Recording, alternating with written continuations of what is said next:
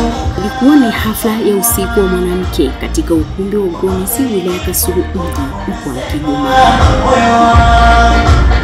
Mbunge wa jimbo la Kasulu mji Profesa Joyce Ndalichako ametoa kauli hiyo kwa wanawake wa wilaya hiyo kuwa licha ya kupambana kutafuta kipato, lakini pia wahakikishe wanapata muda wa malezi ya watoto wao. Sasa hivi kumekuwa na kukithiri kwa vitendo vya unyanyasaji wa wanawake lakini pia na watoto.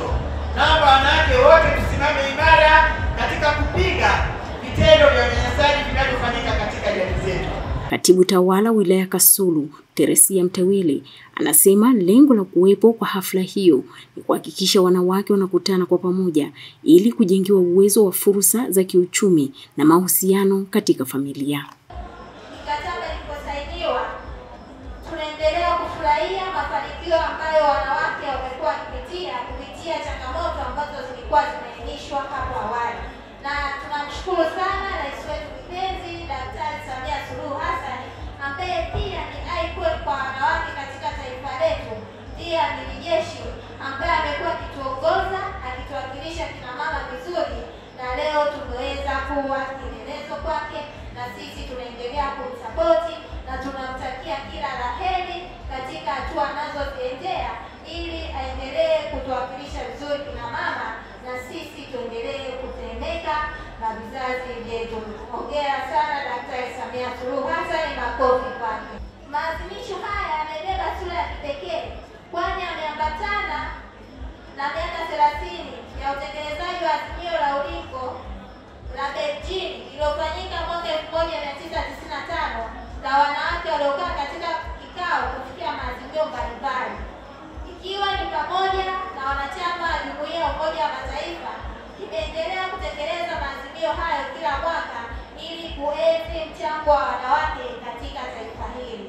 Kwa nini tuko hapa?